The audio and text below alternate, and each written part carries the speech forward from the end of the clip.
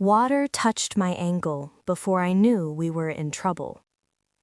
I woke up because my feet felt cold. Not morning cold, but moving cold. When I sat up from the mat, the room was already shining like it had been washed with dirty water. My books were floating. My school uniform was trying to climb the wall. Outside, people were shouting names, calling children, dragging buckets, crying for help. My mother was already awake. She did not scream. She did not run around like other women. She stood in the middle of the room, her wrapper soaked to her knees, her eyes fixed on the wooden box under the bed. That was the first time I saw fear sit on her face and not move. She pushed the box out with her foot, knelt down inside the water, and opened it. Clothes were inside, plenty of them, the ones she wore to church and to visit people. She did not touch any of them. Her hands went straight to the bottom. I watched her bring out one wrapper and press it to her chest like a baby. That wrapper did not touch the water. That moment stayed inside my head even after the flood left our house, smelling of mud and loss. That wrapper had always been there. Our house is small, but my mother keeps her things neat. Under her bed is an old wooden box that creaks when you open it. Inside are her clothes. She does not own plenty things, but what she has, she takes care of them. She washes them with her hands. She dries them early. She irons them slowly. At the bottom of that box is one wrapper she never wears. It is bright and strong, with colors that do not match our kind of life. Even when other wrappers fade, that one stays fresh. Any time I see it, I feel like it is not supposed to be in our house. As a child, I asked her many times why she does not wear it. She would smile and say later. Later for Christmas, later for Easter, later for a better day. But the later never came. My mother wears her other wrappers until they are tired. She wears them to cook, to attend meetings, to travel. But that one stays folded, untouched, like a promise nobody wants to talk about. After the flood, when everything calmed down and neighbors started counting what they lost, I knew I had to ask her again. That night, we slept on the floor because the bed was still wet. The lamp was low. My mother was folding the wrapper she saved, slow and careful, like it could break. I asked her why that wrapper was more important than the money, the radio, or even her Bible. She did not answer me at once. She tied the wrapper again and placed it beside her pillow.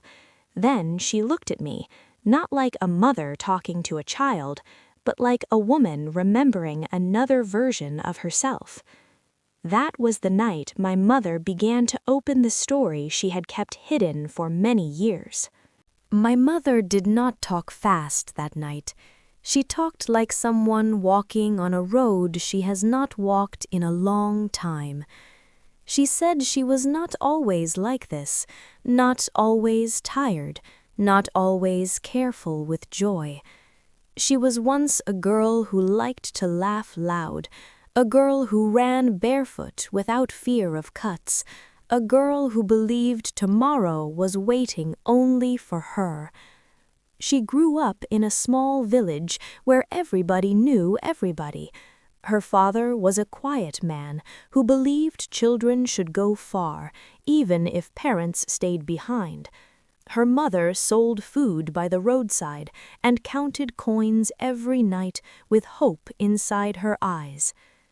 My mother was the first daughter. She said being first daughter is like carrying a load nobody teaches you how to balance. You learn by pain. You learn by watching your mother cry quietly. You learn by knowing when to talk and when to keep quiet. She was good in school. Teachers liked her handwriting. People said she had sense. When the letter came that she was accepted to train as a nurse in the city, the whole compound gathered. Women clapped, men nodded with pride. Her father smiled more than he usually did. That was the year she bought the wrapper. She bought it with money she saved slowly, small money from helping people wash clothes, from running errands, from selling groundnuts after school. She said she wanted something fine for the life she was going to start. She packed her box, she folded her clothes, she kept the wrapper at the bottom, neat and clean. Then her father fell sick. At first, it was small sickness. People said it would pass. Then it stayed. He stopped going out, he stopped eating well. Nights became long, days became heavy. Hospital bills came, transport money finished. Her mother cried more often. One evening, her mother sat her down and held her hands. She did not shout, she did not beg. She only said she was the first daughter and the house needed her. My mother said that sentence entered her chest and stayed there. She did not go to the city. The letter expired quietly. Nobody announced it, nobody cried in public. Life just adjusted itself around her staying. She became the one who followed her father to hospital, the one who cooked, the one who helped her younger ones with homework, the one who learned how to swallow disappointment without making noise. Her father later died. After burial, life did not wait for her to catch her breath. Suitors came, advice came, time moved her forward without asking her opinion. She married my father. She said she loved him, but love and dreams are not always the same thing. One can grow while the other stays hungry. She brought the wrapper into her new home. She never wore it. Each time she opened the box and saw it, she remembered the girl who almost left, the nurse she almost became, the road she almost walked. So she kept it folded, not because it was cloth, but because it was memory. After that night, I started seeing my mother differently. Before, I only knew her as the woman who woke up before everyone, who cooked with half sleep in her eyes, who counted money again and again before going to the market. I knew her as my mother, not as someone who once wanted something else. Now, each time she bent to sweep the floor, I imagined her in white clothes, walking inside a hospital, writing names on paper. Each time she washed clothes by hand, I imagined her washing her hands before touching a patient. The thoughts stayed with me like a shadow. The wrapper stayed in the box. Life continued the way life always does. My father went to work. My brothers argued over small things.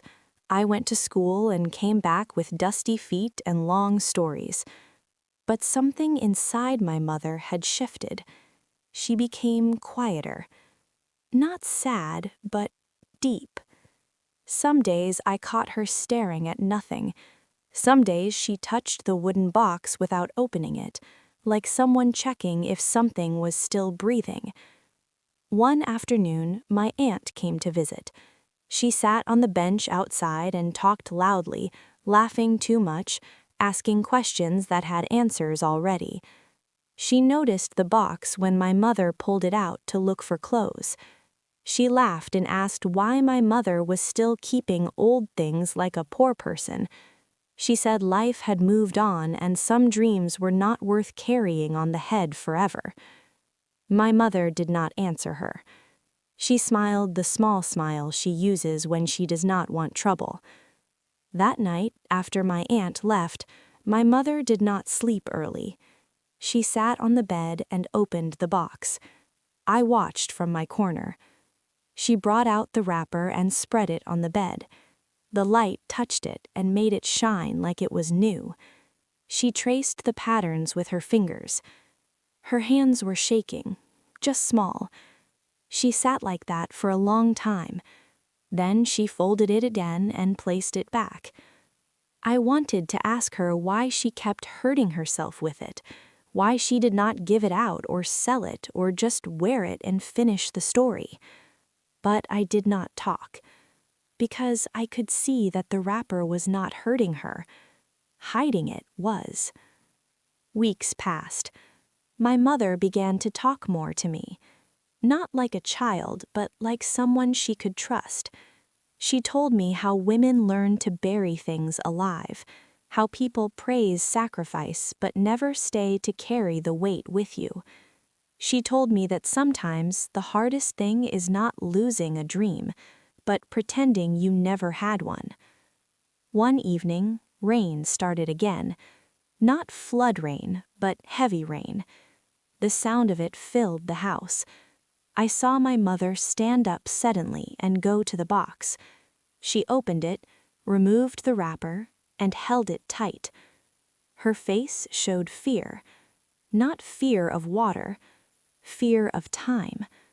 She said she was afraid that one day she would die and the wrapper would still be folded, still waiting, still unanswered. She sat down slowly, holding it to her chest, breathing hard. That was when I understood that the wrapper was not about the past alone. It was about whether she would allow herself to be seen before life ended. That night, sleep did not come easily for either of us. The day my mother wore the wrapper did not come with any warning. There was no visitor, no celebration, no reason anyone would mark on a calendar. It was just an ordinary afternoon. The sun was high, the kind that makes people move slowly. I came back from school and met my mother in the kitchen.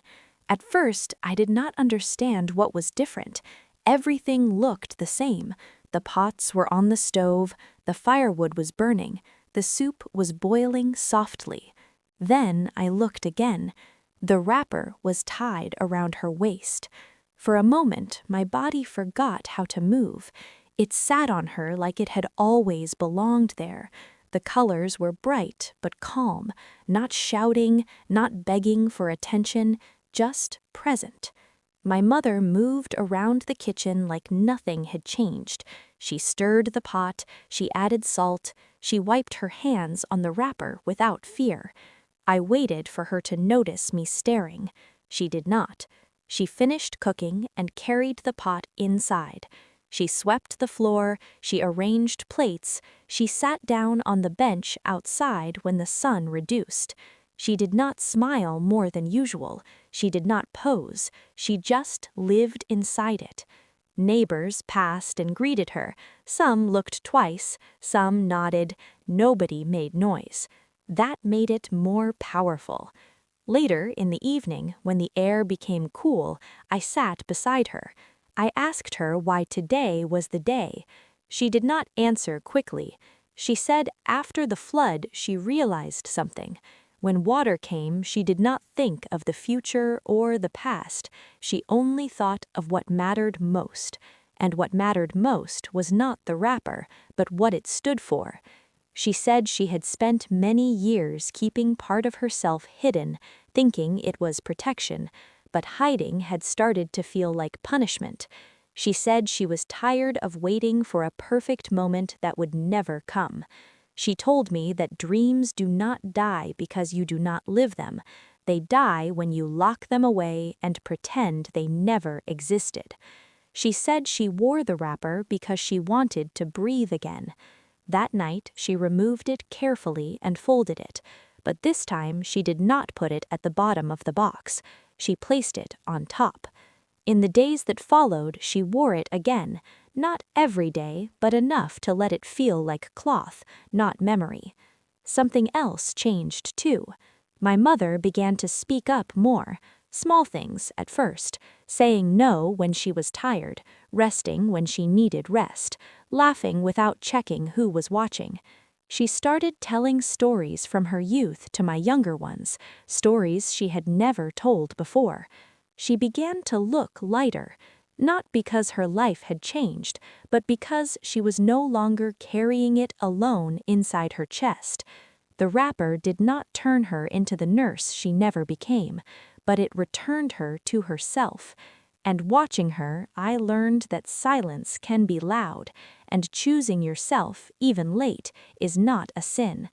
The house felt warmer after that. Time did not stop after my mother wore the wrapper. Life did not suddenly become soft. Money was still counted before spending, problems still came without knocking.